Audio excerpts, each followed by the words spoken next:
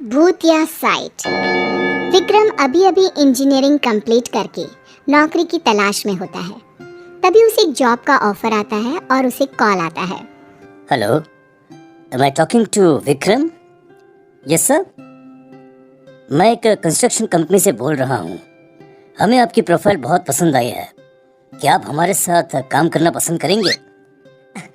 Why not sir, अब मैं तो इंतज़ार ही कर रहा था। Sure sir. विक्रम तुरंत नौकरी के लिए हाँ कर देता है और अगले दिन ही केरल के लिए निकल जाता है। केरल पहुंचकर विक्रम जब कंपनी में जाता है। Excuse me sir, may I come in? Oh yes yes, please have a seat. Vikram बैठ जाता है। फिर मैनेजर विक्रम को बताता है। देखिए, बात ऐसी है कि पुराने शमशान को हमारी कंपनी ने खरीद लिया है और वहाँ एक फैक्ट्री सेटअप करनी है। ये काम बहुत चैलेंजिंग है और आपके प्रोफाइल को पढ़कर पता चला कि आपको चैलेंजेस बहुत पसंद है, इसलिए आपको सिलेक्ट किया गया है। You are right sir, I want challenges. Vikram site देखने निकल जाता है। वहाँ उसे पता चलता है कि उसे रात में भी वहीं रहना होगा। ओह, मेरे रहने का इंतजाम भी यहीं पर किया गया है। अच्छा है, कोई बात नहीं, मैं तो अकेला हूँ, कहीं भी रह सकता हूँ। विक्रम खा पी कर वहीं पूरे कब्रिस्तान में घूमता है। शाम होते ही उसे कुछ अजीब अजीब सा महसूस होने लगता है। वहाँ उसके साथ प्रमोद और कुछ लेबर भी रहते हैं। वो उनसे कहता है, यहाँ बहुत नेगेटिविटी लग रही है मुझे। अरे ओ भाई, ये कोई मामूली जगह थोड़ी है, शमशान घाट है भाई, शमशान घाट। पता नहीं ये कंपनी वालों को ऐसा क्या सूझा जो ऐसी जगह पसंद कर ली। अरे भाई, डरने का क्या इसमें है? इसमें डरने जैसी कोई बात नहीं है। जिस पे ऊपर वाले का हाथ हो उसके साथ कुछ नहीं हो सकता है। अरे मालूम होता है कि मजबूत दिल वाले हो तुम, हैं भाई? मुझे तो इस जगह से ही डर लगता है। पापी पेट के लिए ये सब करना पड़ता है और कुछ नहीं। प्रमोद और विक्रम एक ही कमरे में सोते हैं और 4-5 लेबर उनके ठीक बगल के कमरे में सोते हैं। ये नींद तो मुझे आ नहीं रही है। चलो जरा जाकर देखता हूँ कि यहाँ पर लोग इतना डरते क्यों हैं। ऐसा क्या है इस जगह में? विक्रम उठकर कमरे से बाहर निकलता है तो उसे किसी के रोने की आवाज सुनाई देने लगती है। रोने की आवाज से उसका मन विचलित हो जाता है और बहुत ढूंढने पर भी उसे वहाँ कोई दिखाई नहीं देता। वो भागते हुए लेबरों के कमरे में जाता है।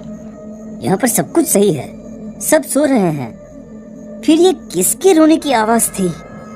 विक्रम कमरे से बाहर आता है। तब एक काली बिल्ली उसे घूरती रहती है और भागकर एक पेड़ पर बैठ जाती है और म्याऊ म्याऊ करने लगती है। फिर विक्रम को उसी पेड़ पर एक औरत दिखाई देती है। बिल्ली उस औरत की गोद में जाकर बैठ जाती है। देखते ही देखते वो औरत गायब हो जाती है। विक्रम को कुछ समझ में नहीं आता।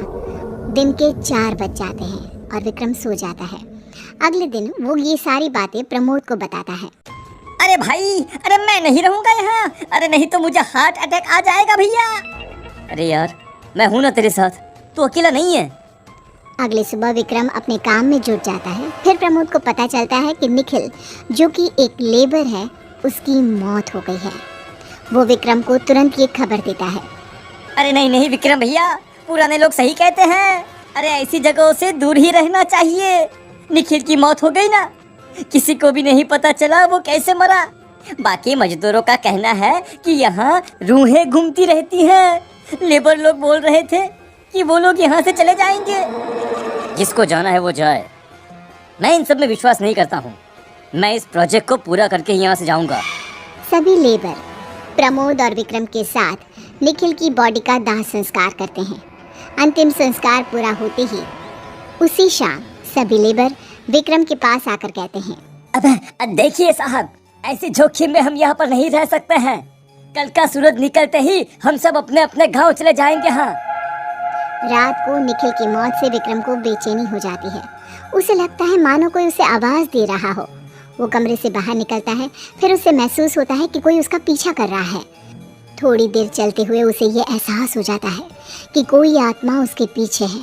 फिर वो उसी जगह पहुंच जाता है जहां उसने निखिल की लाश को आग लगाई थी। थोड़ी ही देर में बहुत सारी आत्माएं उसे घेर कर खड़ी हो जाती है। विक्रम अपनी जान बचाने के लिए कमरे की ओर भागता है और पसीने से भर जाता है। फिर बेहोश हो जाता है। अगली सुबह प्रमोद उसे इस हालत में देखकर पूछता है, अरे ओ भाई, अरे तुम फर्श पर क्या कर रहे हो वहां पर? यार मुझे माफ कर दे। तुम लोग सच ही कह रहे हो, आत्माएं होती हैं। हमें कुछ करना होगा, किसी भी तरह हम दोनों को यहाँ से निकलना होगा, वरना सभी लेबर आज चले जाएंगे और हम दोनों यहाँ पर अकेले रह जाएंगे। सर, पर ये लेबर नहीं जा रहे हैं, उन्होंने अपना फैसला बदल दिया है। जब मैं नहीं डर रहा तब आप कैसे डर सकते हैं? अरे ऐसी बात नहीं है प्रमोद भाई, तुम मेरी बात समझ ही नहीं रहे हो। कल रात जो हुआ तुम सोच नहीं सकते हो, मैंने किस तरह से खुद को बचाया है। विक्रम सारी बातें प्रमोद को बता देता है। प्रमोद की रूह कांप उठती है। अरे सर, मैं तो कहता हूँ कि जिसको यहाँ पर रहना है रहने दो, हम चलते हैं यहाँ से। चलो अभी निकल चलते हैं।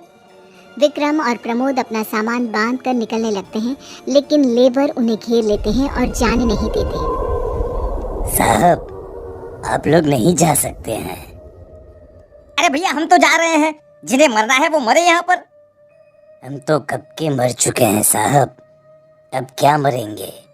मरने की बारी अब तुम लोगों की है। इतना कहते ही सारे लेबर भूत प्रेत में बदल जाते हैं। अरे मेरे लेबर कहाँ गए? इन लोगों को हमने कल ही मार दिया था। ये जगह हमारी है, तुम इस जगह को हमसे छीन नहीं सकते हो। भूत प्रेत विक्रम और प्रमोद को घेर कुत्ते की तरह उनकी बोटियां नोचने के लिए उतावले रहते हैं। सब मिलकर प्रमोद के ऊपर चढ़ जाते हैं। प्रमोद चीखता चिल्लाता है, लेकिन विक्रम कुछ नहीं कर पाता। अरे मुझे छोड़ दो भाई, अरे मेरे छोटे छोटे बच्चे हैं, अरे उनका क्या होगा? अरे छोड़ दो भाई मुझे।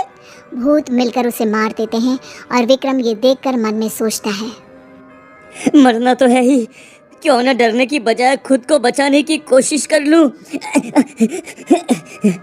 विक्रम एक सांस में भागता हुआ अपने कमरे में जाता है और शिवलिंग को अपने हाथ में लेकर बाहर आता है। शिवलिंग को देखकर पीछे हट जाते हैं। जय महाकाल, अब तुम लोग मेरा कुछ नहीं बिगाड़ सकते हो। भूत प्रेत के राजा मेरे साथ हैं। जय महाकाल। विक्रम स्मशान से बाहर निकलकर भाग जाता है और सीधा मैनेजर के पास जाकर उसे सब कुछ बता देता है। सारी बातें सुनकर कंपनी वाले उस जगह को छोड़ देते हैं, जो वापस एक श्मशान की तरह काम आने लगती है।